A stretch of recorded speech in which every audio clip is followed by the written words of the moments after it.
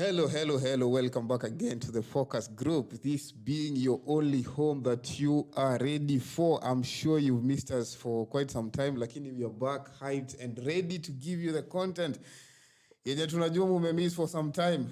Yes. The lost son mwenye alisema wagawie zake aende, zimeisha amerudi. It's called the prodigal son. The prodigal son. No, I'm not the prodigal son per se, but people had to be a little bit busy. And now we can't say that we are back. We're just picking it from where we left as we proceed. Yes. Yeah, and just a reminder, this is still the Focus Show. Find us on our YouTube channel at Sharon Paul Media and Thuku Mita Thuku. Please make sure that you follow, subscribe, and please make sure that you leave a comment there so that we can get to know what best works for you and what you would really like to get from us. Na vile vile katika mtandao wa kijamii wa Facebook, Thuku Mita Thuku and Sharon Paul SP. We are live on Thuku Mita Thuku on Facebook and live on Sharon Paul Media on YouTube.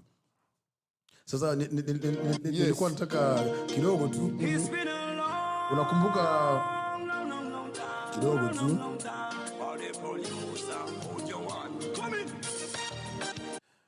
Some time back tulikuwa na bado yupo mwanamuziki fulani anaitwa Jose Chameleone kutoka nchi ya Uganda. Kageni sana. Rafiki nani? Maina Kageni. Rafiki Maina. Si wao yuko na ile Tubonge Tuesday. Ndio nilikuwa nasema hapo, it's been a long time since we were here, but we are glad to be back. While we were away, a lot of things happened in all political sphere, academic sphere, health, and most recently in the sports arena. Apart from that, in political sphere, we've been having the bipartisan talks. Yes. Ambapo mrengo zote za kisiasa wamekuwa wakikutana wajaribu kuona wataweza kupata kusikizana na uhiano mwafaka. Uhiano mwafaka. Ili tuweze kuona pale ambapo our lovely country Kenya is going on, and this has been happening live in the ukumbi wa Bomas of Kenya. However much we've been away, we've not equally been following keenly just to get to understand ni yepi ambayo wanaendelea. Sijui uko na maoni gani kuhusu hii bipartisan and the bipartisan talks, na unaona itatufikisha wapi?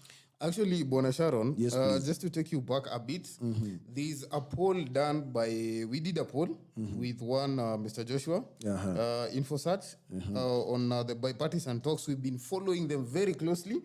As I briefed you earlier, we have a very that is going to launch very soon on the bipartisan talk. And some of the issues we had from the respondents, let me just touch a bit on that, was if these talks are so hectic and it is so damning, do I use that word? That these people managing talks, and let's mention a few names, Akina Kimani Ichung'wah, the same people condemning this. Keep in mind that these people are collecting very huge amounts in allowances. Yeah, I written somewhere that it's going to cost the taxpayer 100 million Kenyan shillings to have these bipartisan talks. But they are still spending the 100 million. Our very able and honorable Deputy President, Mr. Rigiji, alikuwa anasema hakuna pali mambo inaenda. Yes. Exchequer hacheki. Exchequer hacheki, lakini mwananchi anazidi kuumia. Mwananchi anazidi kuumia. As we all complain about the biting economic of the current Kenya, and food is going up, everything going up, especially now we who call ourselves the hustlers. Ingawaje wanaitwa vipi? Wale ambao ni wahusika kukimbiza masuala ya nchi, the owners of the company, the shareholders. The shareholders sote tuko katika mtandao mmoja. Everybody is feeling the pinch of the harsh economic times. The bipartisan talks are still on. Muita was just briefing me before we came live on there's a study that it's done, and this is yet to come out so that we can really get to understand which is of what is going on that is not meeting the normal macho ya mwananchi. Mr. Thuku, brief us more. Wait for the final report that will come out of the study that was taken. So basically, Bona Sharon, what I would like to say about this report, some of the grievances were the challenges collecting the data. First of all, what really bothered me is that, when you approach people trying to collect data, they do not automatically know firsthand what you're trying to do. It's only up until when you're explaining your whole objectives of the studies that they get to realize what this guy is trying to do. But basically, some of the respondents we met were quite harsh to us because they thought that we were part of the talks and we were trying to collect data on the talks. But I can promise you that people are frustrated with these talks. Yeah, but however much, sorry for cutting you, however much they are trying to be harsh, there's that public participation. Yes. Point of where the general brought on board. So when, as a researcher, social researcher, you approach them for their thoughts and opinions about this kind of talks that are going on at Bomas of Kenya. Nashanga ni kwa nini wanakuwa wakali? So basically, the reception is not as... that's what I was trying to explain. You see, most of the people, when these talks were engaged, and this is what people are missing, the whole point they're missing. His Excellency, the President of this country, Daktari, PhD1, he himself... PhD1. Sorry? PhD1. Yeah, it's PhD1. He's PhD1, he's Air Force One, he's the first one, he's everything one. So basically, His Excellency the President gave Kenyans a place where they could air their views. You see, much as the President got the 50+1, it means there's 50 or minus that voted in other directions. And these people are all Kenyans, and they would want to use it in the right manner. Our taxpayers, first of all. Second, these people offer their services to this country. They do their labor in this country. So these people needs you as one of them needs to be respected. we people. I don't know why you're using the third person plural. We use the first person singular, which also addresses us as taxpayers. I try to be very fair to the non-shareholders, but another share. But Sharon, be very, very honest with you. People are quite frustrated that this is a platform that should be given the utmost respect right now. Yes. These are talks that needs the most serious attention from both parties. But you'll find people, while these talks are going on, consuming a lot of exchequer's money, consuming a lot of time. People like Kimani Ichung'wah, who should be in parliament doing their job, are in other places working on these activities. But you'll find there are other people, there's a group of people who are not taking these talks seriously. There are a group of people who would want to tarnish, who would want to just drag whatever is happening through very not so good of a face. Yeah, but let me just clarify something, Bona Sharon. Yes, please. You see, the President would have said no. He was in that position to say, no, I do not want these talks. But you cannot expect the President to keep pushing for these talks to happen. The President, in his own goodwill, said that he wants these talks to go on. But you have other groups of people, let me call them groups, that feel that they are so entitled to the talks, they're so entitled to whatever is going on in this country that they would rather not have anybody else air their views in this country. which is very wrong, Bwana Sharon. And let me ask you a question. Maybe I'm missing the point here. I don't not know. I don't bring the... What's your views on these talks?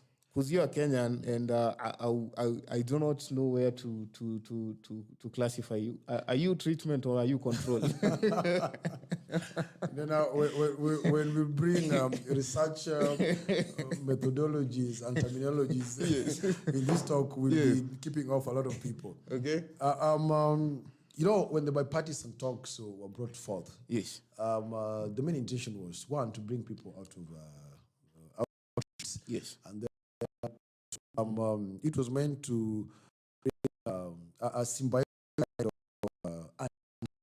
so that when function agrees on other function agrees on this, yes, all at a pivot point whereby every other person for political affiliation will feel that their grievances, their thoughts and opinions have been shared in relation to and in regards to bringing to the lowering down of the harsh economic times and hali ya maisha irudi chini, ushaelewa. Yes. So bringing it back to our, let me say, mere understanding, and what every other person wants, and even what the deputy president really wanted was, let's get off the streets. Let's, if it cannot go the parliament way, let's have the Azimio camp coming, and then we have the UDA coming, and sitting together, talking, airing the grievances and all the attributes that they had. They were going to share about opening the server, bringing down cost of living, and making sure that all political, both political and electoral mistakes do not repeat. So we, as the consumers of seeing what is happening, what we really like to see is all these things coming to stop. They give us the final wordings on this, and we get to see a way forward. Because one, when we see that our monies are still being used heavily, 100 million is not a little amount, especially in the Kenyan economy, and especially bringing it back to the point that they were saying the government inherited empty coffers. The faster this thing goes, the better. You see, Bwana Sharon, it is quite interesting because I came across one gentleman who was very knowledgeable in this stuff. Yeah. And he gave me this ideas into my head, not ideas. He gave his opinion. And he told me the whole reason why we have this called a dialogue. Everybody is open to bring, is entitled to their own opinion. Even one of the senators, when he brought about the conversation of the extension of the term limit, it is quite valid in that conversation. A senator. Because, yes, it's a senator. Yeah, yes, Seralgei. Yeah. And I believe every conversation, Bwana Sharon, that is brought on that table have the attention that it deserves. There should be very, the utmost respect to everybody. Because the reason why we have this conversation going on, Bwana Sharon, is for me as a shareholder, as you and a non-shareholder, and my apologies to put that into you'll be surprised that I'm the majority shareholder of this company. Yes. Is so everybody can feel their opinion is being taken to consideration.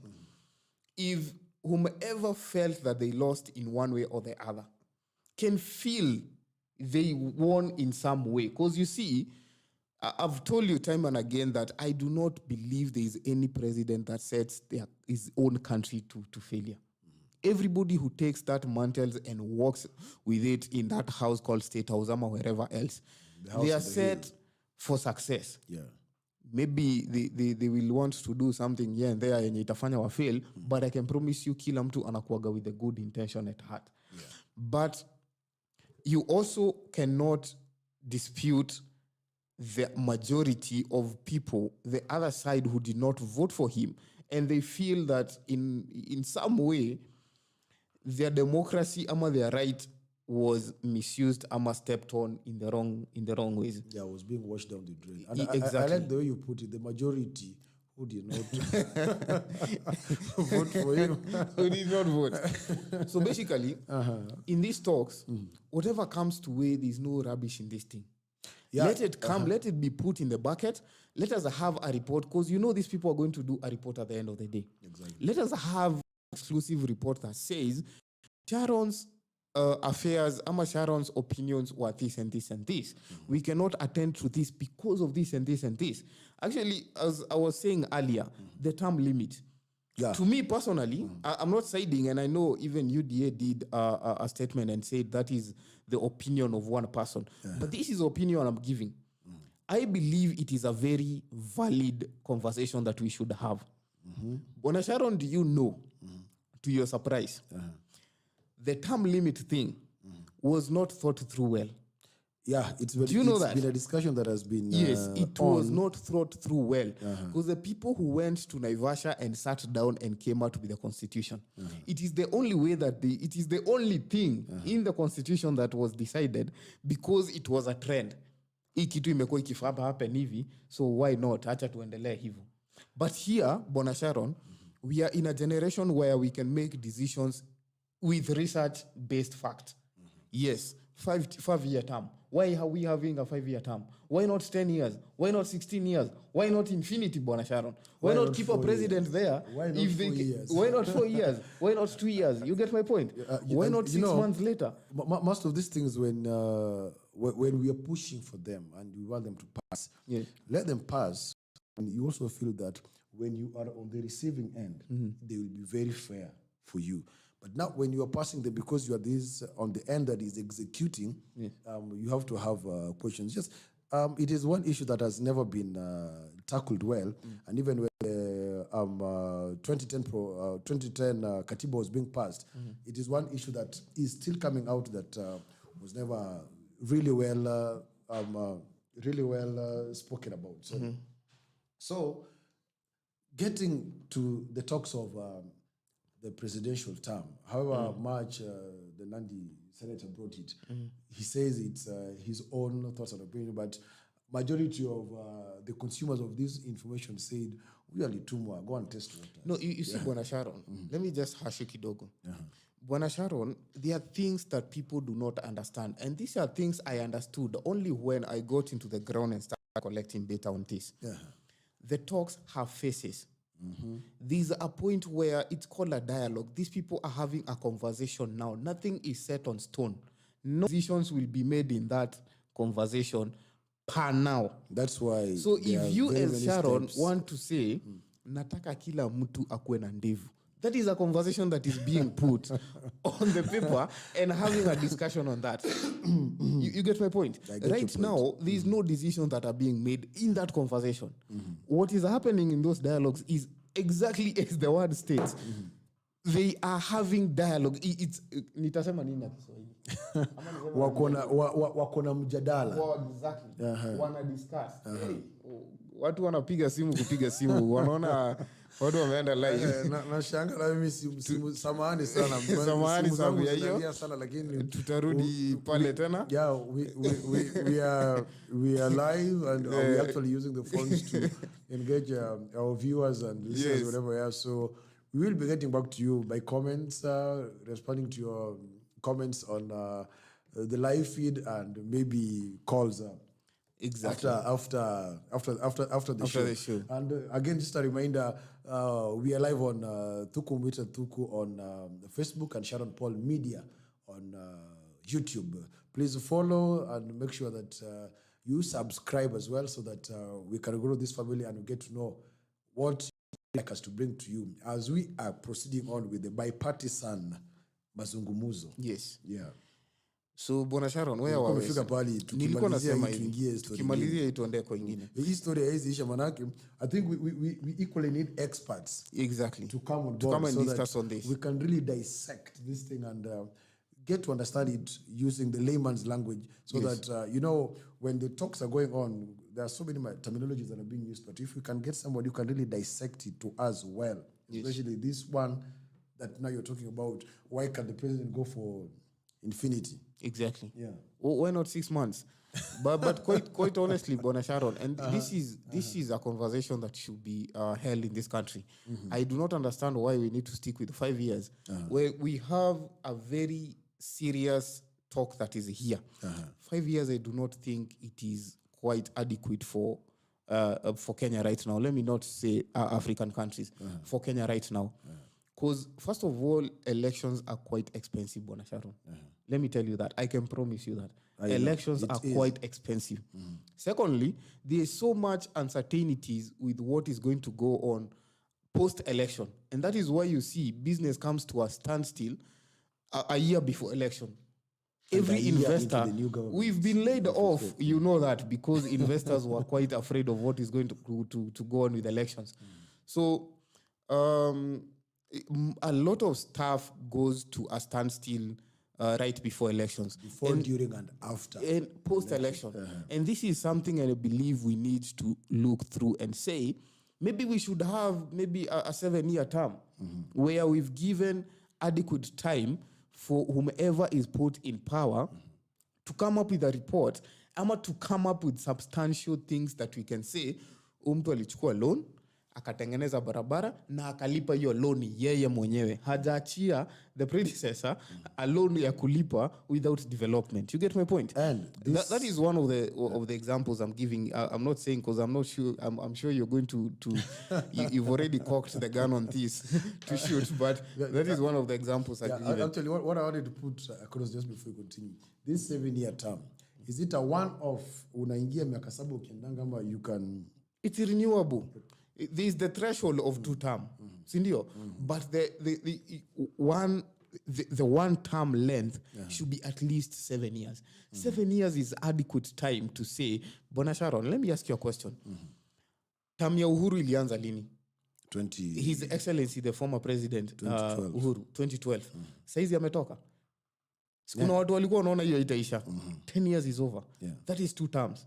You see, if the president was given maybe a 7-year term, do you believe he would have done something? If he did the expressway in how many years? 1.5 years, I believe. It was 1.5 years. 20 months. 18 months, I believe so. Just imagine this president had another extension of 2 years. Probably he would have made a very substantial paying back of the loans that he had procured. You get my point? Okay. Maybe we are giving these people a very short time to do imaginable things. Unimaginable things, maybe it's playing out in their head, but when it's reality, it is not doable. You know, a discussion was going on somewhere, and somebody mentioned that if you feel that the 5-year term is not adequate, and you want to be given 2 extra years, because there's that first year of getting the your cabinet and the entire government into shape, and then the other 1 year for maybe exiting, or now you start campaigns. It means that you and your people are not well organized. If you are an organized team, by the time you get into power, you've been inaugurated and everything is now moving. You only need, what does it take? Because this is a team that you've been working with, you know who fits where. In a month or so, your team should be down to work. 5 years, for me, is just sufficient enough. The American Constitution only gives a president 4 years to work. And they deliver and they go home. Trump tested for only a term and he went. And now Biden is there. Nobody knows whether he'll be running again for the second time because age is equally catching up. But still what we say, this is an open discussion. People have different opinions and thoughts about this. Let the seniors and the experts in this area of jurisdiction get down to serious talks. We see where whatever is going on at the bipartisan talks at Bomas will reach us. But Waswahili wanasema cha msingi zaidi, we see on how we lower down hali ya maisha kwa mwananchi wa kawaida, ule Atieno na Wanjiku na Amina na Swabra popote walipo na Kimuyu, so that life can be affordable. Your parting shot as we move to the next topic. Yes. So now, Bona Sharon, let us give the dialogue a chance. Let us be very, very engaged in these conversations. And second of all, Bona Sharon, I would really want our politicians to be people tuneza iga, role models. I do not expect a politician who people I'm looking up to aende achukue mic aanze kurubbish the talks. Na tunajua vizuri sana hizi talks zinalipiwa na pesa zetu. It pains a lot. It pains a lot. Moving on to the next conversation. Okay, that is it with the bipartisan talks, and I think they're moving out of. They'd moved out to Nairobi. Talks are going on in Nakuru. They engage other senior members, senior citizens of the country to try and bring their thoughts and opinions. Padiem lazima itafutwe. Hiyo people watu wako kazini. Hata mimi nikipata pali naambiwa enda utoe maoni yako. Lazima padiem itafutwe. Na maana it feels nice when you pay and you equally get paid back. Ni kweli. Now we want to indulge kidogo kabisa katika nyanja ya kisport. Yes. Hapa ndugu yetu kutoka upande wa Bonde la Ufa. Yes. Ndugu Kipchoge. Tayari tena akafanya vizuri kule ngambo, akikimbia vizuri. And then we also have another league, Kipyegon. You know, we pride a lot in our athletics, in the entire sports arena in Kenya. So zile kufika pali wakashindwa na the Starlets jaribu kufika pali wakashindwa. We have people to fly high the Kenyan flag. Eliud Faith Kipyegon. Yes. Kabla hujasema chochote kwa hawa wawili, Eliud Kipchoge niliona pali watu wameanza kuzipiga gumzo kuhusu miaka yake. Mimi sijui, lakini niliona wakisema ako na miaka 39. It is very wrong. Is very young, man. For you to perform that kind of running, you still have to be young, energetic, and you still have your muscles checked well. Kumaintain ile mbio sio mchezo. Ati? Kumaintain ile mbio sio mchezo, lakini sasa Wakenya ni wale. Wamezua sana mtandaoni. Wanasema ule jamaa kwani anazeekea wapi? Congratulations, our very able brother Eliud Kipchoge and Faith Kipyegon. We really appreciate where you're putting Kenya in the national, not even the national, but the global grid. And I believe the drive back home is something else, Bona Sharon. I was very surprised to see Eldoret that walifunga barabara and nobody complained, nobody misbehaved. Yeah, when you were watching it, when it was going live. Yes. People were very disciplined. Kuna hii barabara ya pale ukitoka Ketia ukipanda hivyo juu. Ketia supermarket. Yes, ukipanda kwa roundabout on the other side CBD, sasa. Yes. Eldoret Town. Yes. Ilikuwa imefungwa hapo and watu walikuwa wakasetiwa stage vizuri sana. Everything was nice. Na watu wakawatchia pale live, the screens zikawekwa pale, watu wakashangilia, people were very disciplined. Hakukuwa tina polisi wa kushinda wakifukuzana na watu. People came, wenye waliambiwa wakae kando, they kae kando, VIPs and it was a good thing. Na mpaka Kipchoge akiwa kule, akiona hizo picha baadaye, hata kama alishindwa ama angeshinda ama whatever the outcome was going to be, I'm sure he was going to feel proud of where he came from. He was going to feel appreciated for his efforts. You get my point? I get you. Yes. Kipyegon alilipo. Paid. Mbona wasilipo? That lady is very beautiful. Okay, I didn't get your question. What did you ask? Alilipo. Tukisema timafisi wako ndio hawa tu.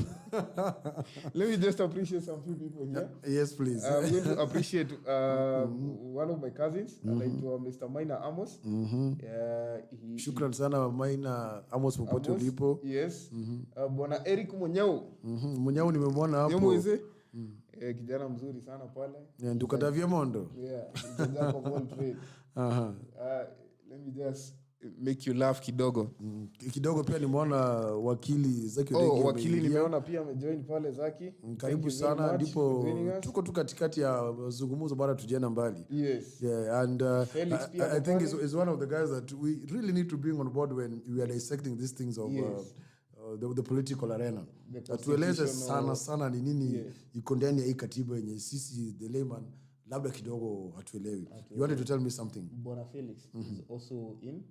Karibu sana. Bwana Felix, a good friend of yours. Bwana Josh naona pia ametujoin sasa. Josh, karibu sana, senior researcher. We are waiting for your report. Actually, he sent me the report. I have it on mail. We are going to evaluate later, and we are going to come up with a show later in the week. Thank you sana Bwana Josh for joining us. So now, Bwana Eric Monyao, let me just give you a story kidogo before we move on to the next one. Usianike mtu hapo. Sitaanika mtu, lakini Eric anafaa kuanikwa. Eric is one of those hustlers that will do anything. Eric Kongole popote ulipo. Yeah. Bwana Eric sana, one of our very ardent supporters. Yes. So I'm told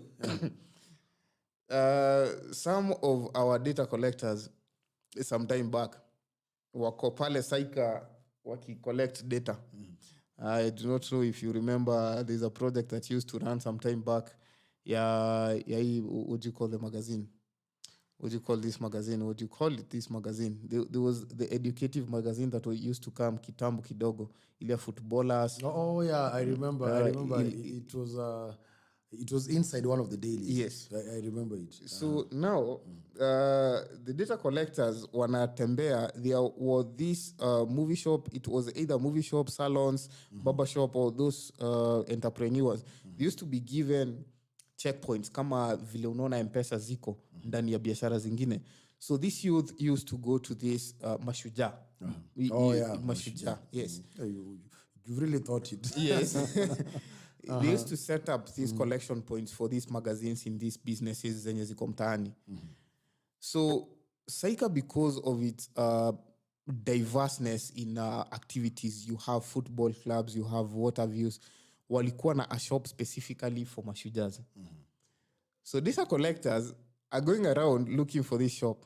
And they walk into the shop and they find none other than Eric Monyao. One of them is in that shop. Ini duka yake. It's called doing it smart. Yes. No. So I used to come from, there was a time we came from Meru with this guy. So me tunafika pale Kasarani. The guy is changing into what do you call it? Apron. He's going to rivers kutengeneza stima. I'm wondering, what is this guy doing? He's a jack of all trades. Yeah. Yes. In Nairobi, you survive. If you need mugs you must branded, be somebody with very many skills. Yes. To survive, yeah. If you need mugs branded, if you need bags branded, if you need banners. We've really interacted a lot. Eric Monyao about, is the guy. His side hustles. Yes. Yeah, just to wind on the sport arena, because most of these sporty activities, we equally have to have somebody like Gak, the senior sports presenter at KE Studio, atuchambulie. And we can also see that African Cup of Nations is coming home. Sorry. It's a good thing. And now the you that is you and the Kikuyu in you, I know you're seeing a lot of business opportunities with this. Yes, much as I'm seeing any businesses, I read somewhere this morning that we are likely to find some another Kimwarel activity going on. Hopefully, nobody is seated anywhere waiting for the monies to be dispatched so they can dip their fingers into that. Hack.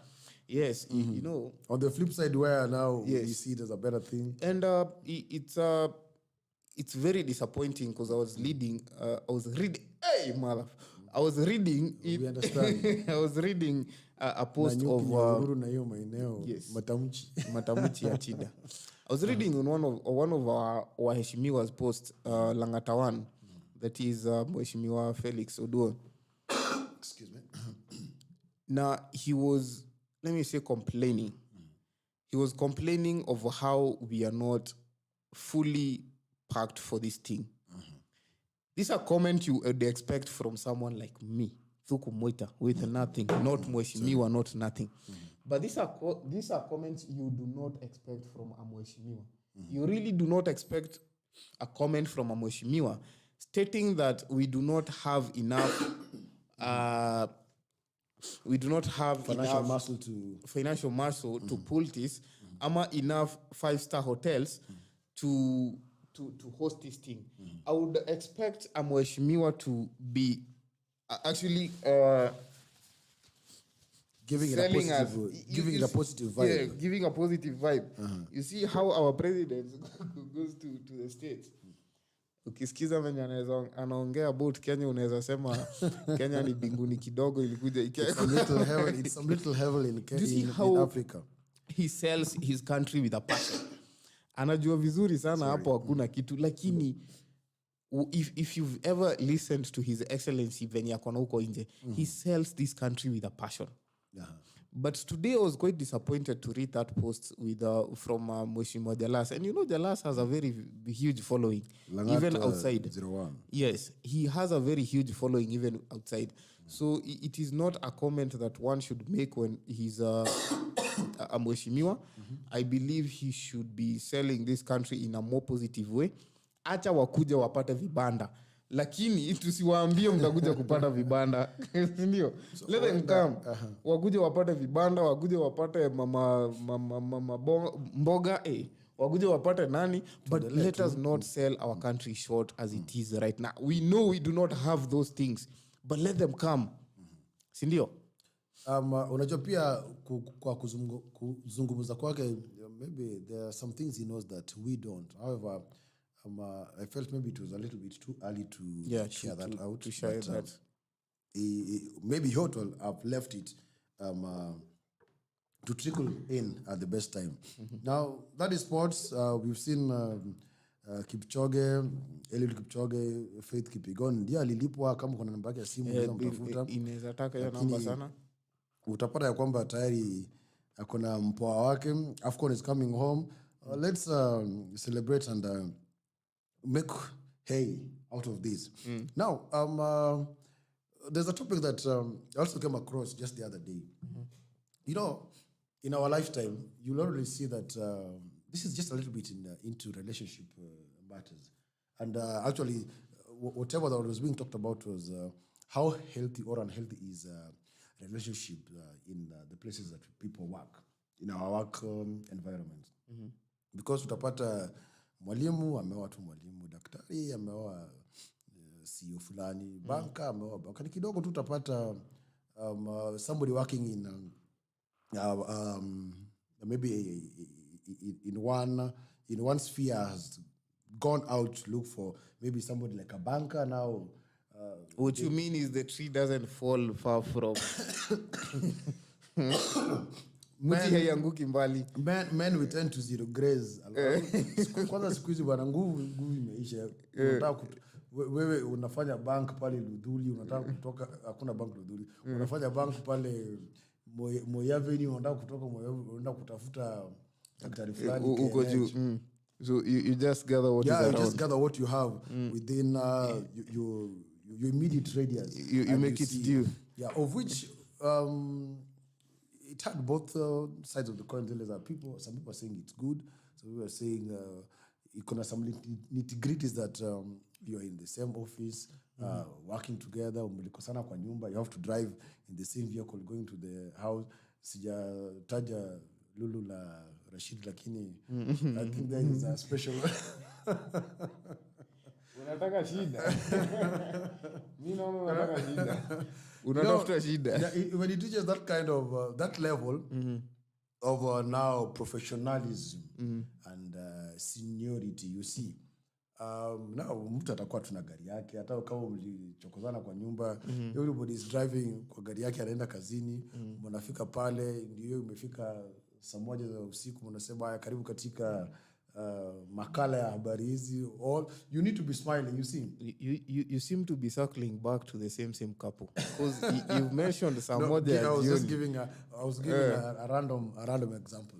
Now maybe your take about relationships between people working in the same environment. I do not know how you do it. Can you play us? There's a clip you played for me this morning. Would you be in a position to play that clip for us? Because I think what I'm trying to say, what I'm about to say right now, with that clip, a lot of light will be brought into this conversation. Okay. Is it possible for you to play that clip? As I look for it, yes, you can give us your first thoughts about dating, courting, and the same work environment. What I've come to realize, and this is something that has been told time and again, most of the motivational speakers and other people have said this in so many platforms. Bona Sharon's pace gives respect. Absence gives respect. You see, if you're going to be with your wife in the house, at work, wherever else, and come back home, then the respect that was there when you started is not going to be there. You see, if absence will always bring respect and need. You see, so if as you said, you're doing the evening news with your wife, and then you go back home with your wife, you're using the same vehicle, you're sleeping in the same bed, you're watching the same TV in the same living room, then when do you give each other space to breathe? You get? So I believe it's only logic, and it's only, I do not know the words to use, but give yourself some space to breathe. You see, when you're here, your wife is somewhere else, your spouse, your relationship partner is somewhere else, you give yourself some space to even discover other things. You get? I'm not saying you go exploring, but just discover honor to kwa macho. You get? But when you overdoing things and interacting too much, then I think you give each other the creeps. You don't even. But there's these people who are so much in love that you will always see them together. They work in the same industries, wako pamoja, hausikii kama kuna issue yoyote. Ipatie time, my brother. Give it time. Time heals everything. We have musicians who are in the same industry. I've never seen politicians there. No. You see, SP, what you see in the news, and you most of all being a media person should know, what you see in the news is not what happens behind curtains. You get my point? Yeah. So you'll do your sets, maybe a few hours, then you all go your own ways, looking for other activities to do out there. But you cannot do everything together, Bona Sharon. Trust me, those marriages never last. So for you, it's about space. Yeah, it's about space. Other partner give your partner some space. And in a nutshell, you're trying to say relationships at workplace for you is... That's a no. Nataka vizuri sana ucheze hiyo kitu. Sijui kama umeipata. Nimeipata. Cheze hiyo kitu, tusikie kidogo. So nilienda mazishi ingine ya accountant wa shule. I do not have my head. Wanyuoronje alisema anataka itangazwe ni nini ilimuua. Si ikatangazwa amekufa na HIV. Nakwambia hiyo mazishi hata before ifike katikati nilikuwa naona walimu kwa choo wakihara. Hata deputy. Hey, watu wanapiganga mechi. Workplace watu. Let me just cut it down. Now, this is a story I came across some time back, and I kept in Nikasema, I'll come and share. So this lady is talking about a very beautiful CFO. This is a chief financial officer who was working somewhere. And then this lady passed. How much it was maybe content creation or it's a true story. May her soul rest in peace. Because even if she was a character in this content, she passed. So this lady passed. And she requested that in her eulogy, isemekane ni nini ilimuua. Sasa siku mazishi, watu wako pale, other staff members kutoka shoza CFO in a school. Pale alikuwa anafanya kazi, kuna wale male teachers, mwenye shule, director wa shule pia walikuwa pale. Wameketi tu hivyo, wanaendelea kusoma eulogy, alafu ghafla boom. Wakaambiwa haya sasa huyu mrembo kile kilichomuua alikufa kutokana na hili gonjwa kubwa ambalo linaitwa HIV/AIDS. Yes. Sasa hapa the trips to the toilet started. Sasa kusema tu vile alivyokuwa akisema, watu walianza kuhara. Alikuwa na watu wanaenda tu kwa choo. Watu wanaenda kwa choo. Kwa wale ambao wako wamefika msalani, pale wherever they were sitting, those guys were soaking sweat in their handkerchiefs. So it's still as in work environment. There are those times that people go extra. You know, you never know what's happened behind kazi imeisha, where people are going. But you find out in this situation, there's a very beautiful CFO. Maybe she knew what she was doing. And Ali gawa kugawa. It's matter of convenience, Bwana Sharon. Yeah. So you'll find someone working 8 hours a day, 10 hours a day, 12 hours a day. So it is only easy to make a very quick snack where you are. So you just grab what is around you and I have a bite. You see? Umesema yule snack. Ile haraka. But these things happen because even you'll find that at the India parties of most of these very big organizations, the following day when now the cleaners are there, the cleaners wana complain sana. Vitu ambavyo vimewachwa huko. Yes. Azikuangi vitu za kusema. Azikuangi vitu za maajabu. And you see, Bwana Sharon, the examples you're giving about working with your wife, monopoly is something that destroys everything. That is why competition is out there. We even have authorities that manage competition. So if you do not have that, trust me, monopoly will kill you alive, Bwana Sharon. It will strangle you alive. That is why you see these kind of things happening. Simply because you have, probably this CFO was married to one of the co-workers, but since hana ile njia ya kwenda huko nje, so he makes do what she has. Anachukua ile snack iko karibu. So, and because we are all adults, naambiaga watu hivi, your wife is not your child. Your wife is an adult. She's same as you, equally as you. There are decisions she's going to make na hautajua. But na probably utajua. But she's an adult. She's going to make these decisions whether you like it or not. As well as you, some of the decisions that you're going to make. Exactly. You make as an adult. Hauwezi fungia binadamu mzima. Binadamu ako na akili yake, huwezi mzuia kufanya chenye atafanya. So would you rather they did those things in your face ama while you do not know? Si heri ukose kujua hizi vitu. Afadhali heri ukose kujua, Bwana Sharon. Ukwe tu mzima haujui what is going on. You see? So the truth that you don't know doesn't hurt you. You get? So if you're going to be there's a lot of embarrassment. As much as you're going to say, hey, ni maisha yake hata nimeachana naye, but there's a dent that is going to be left in you. The manhood is new is going to be squashed and some notches down kidogo utavutwa chini back to size kidogo tu. You get? So na binadamu ni wafani sana. So that is why I say, please, if you can, avoid working with your wife. Please avoid. Avoid working with your wife. Avoid working with your husband. Exactly. Just be in your own space. So uki misbehave, you misbehave. She's intact. Her emotional ego is intact. Your emotional ego is intact.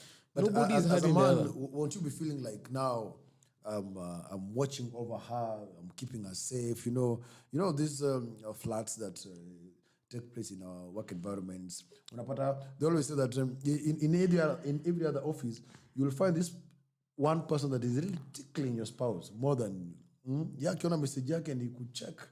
So when and you think when you think when you're there, she's not going to be tickled.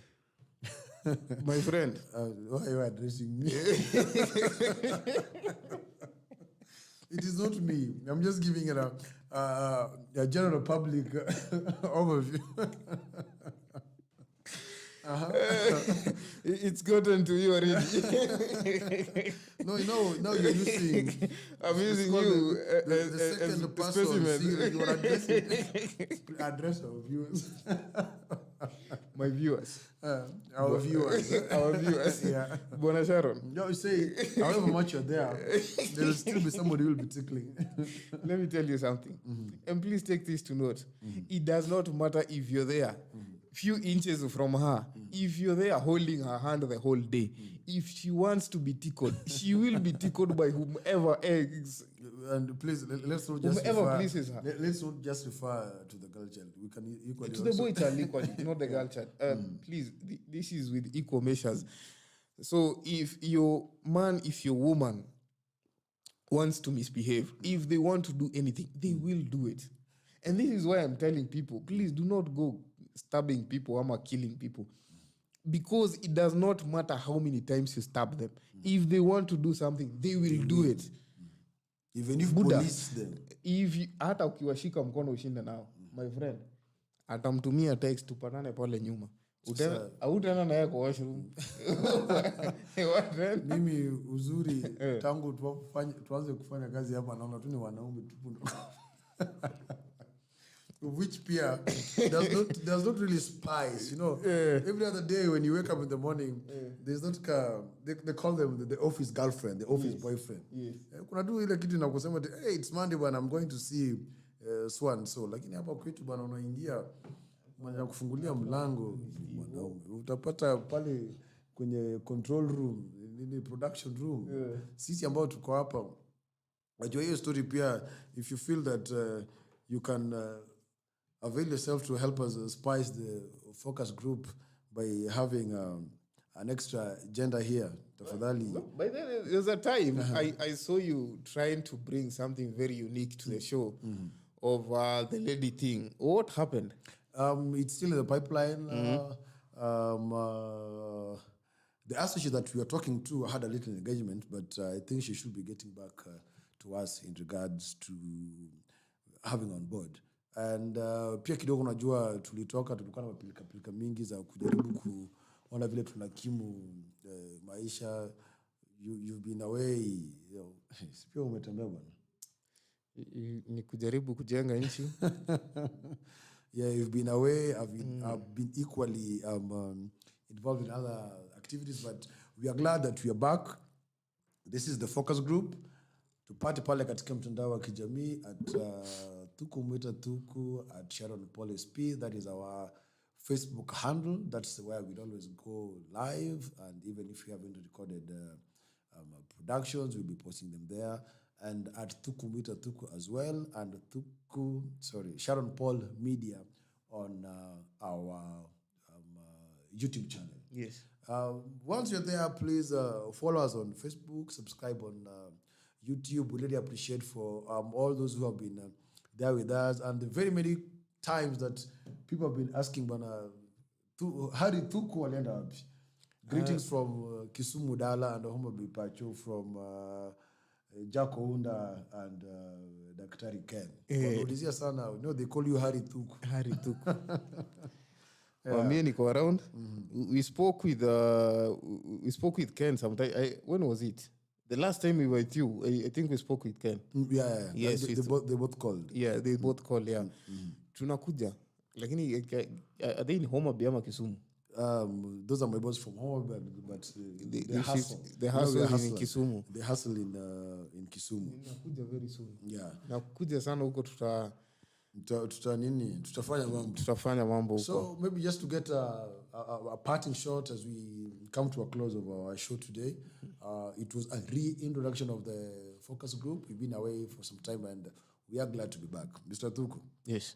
Gawia watu yale mazuri ambayo umepotea nazo. So mine, that is a whole other discussion we're going to have with time. But this is what I would tell the people of Kenya. For some time now, we've had so much reactions on matters governance and matters politics as they are in this country. But up until there's some form of clarity to what is going on, then most of the people will always be in the dark.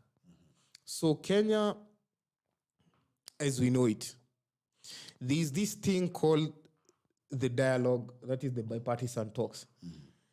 The reason why they're called the bipartisan talks, it's because there is these recipiency, is it recipiency? Recipient, yeah. What do you call it? We, the consumers of all this that is happening. Yes. There is a dialogue between certain people. There is a dialogue between A and B. I'm a A and Z. I'm a A and J, whatever you like to refer to use. So let us give these talks a chance. And these talks should not circle back to the politics, to the, what do you call it, to the election. I'm about the post-election outcomes. Whatever literal thing that you feel are your grievances, please forward them to this team. And I believe it is going to have an impact in the report they're going to bring. But all in all, we had a very huge summit that was in this country, the ACS, that was a success. I can promise you this. I heard some views from foreigners, and they did not believe this country was going to pull that thing. Wazungu. Not even Wazungu, even our fellow Africans. They did not believe. I had on one chat with a very senior member of the Zambian country. He's slightly below the communication head in the hierarchy of the communication in Zambia. In Zambia. And this is what he told me. He told me that he did not believe this was going to be pulled off in the magnitudes that was pulled off. ACS was a success in this country. ACS gave a film, it gave a frame for this continent to match suit.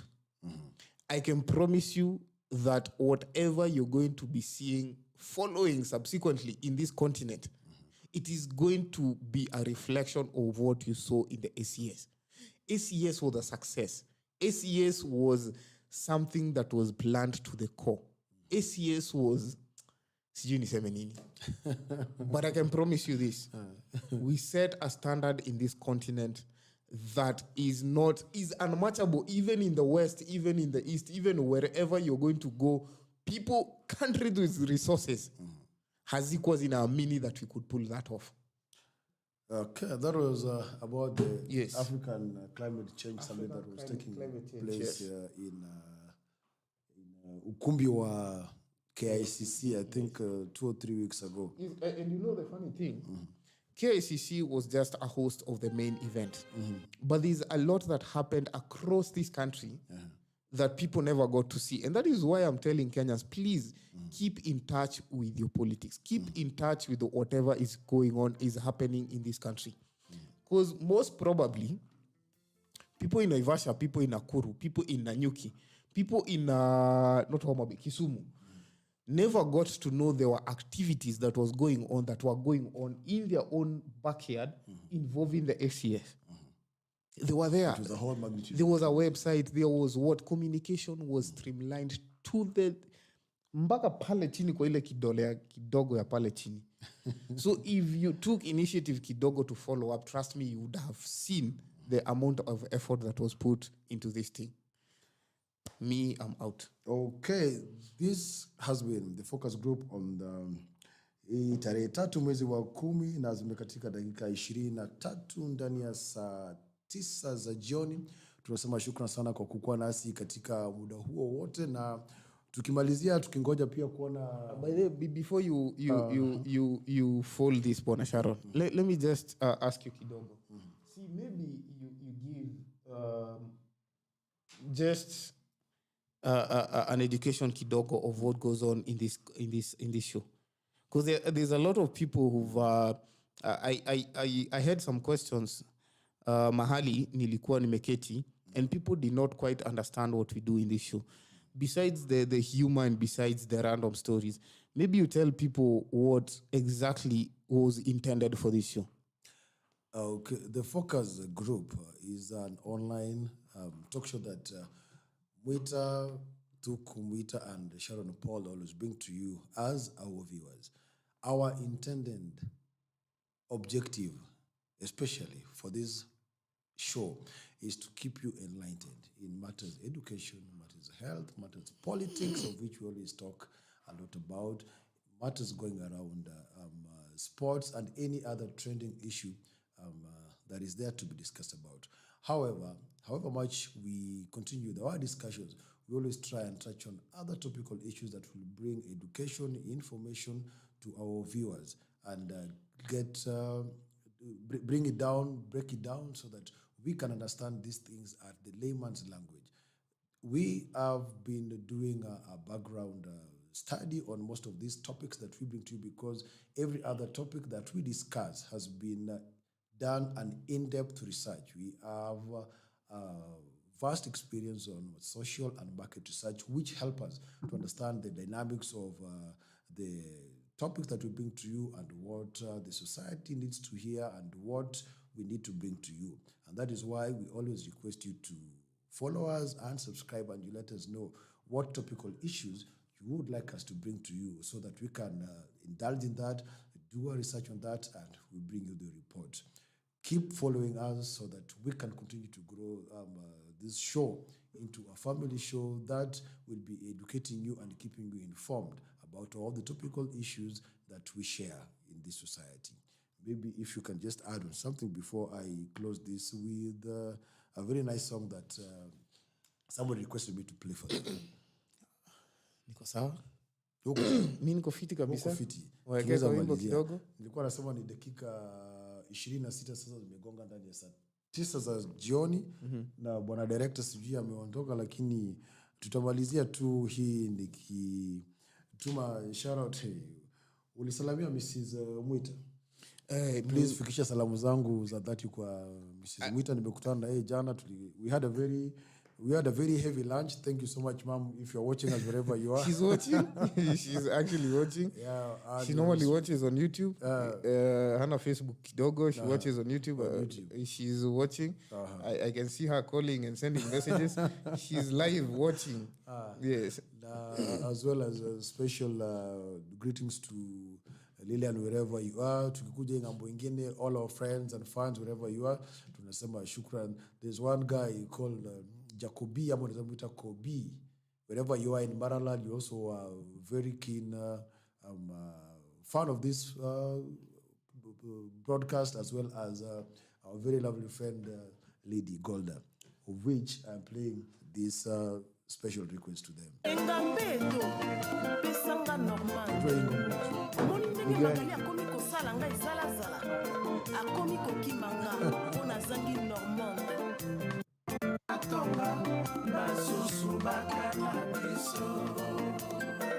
Willy Sionga, WS. Olivesie umelete kabango maloba, kabango maseka, ezali ritme batwa mokili. Ma Germaine Lubasu Noki. Balatangwe banda kabasoso maloba, basoso batonga, basoso bakana biso. Dani Makomi, Dama.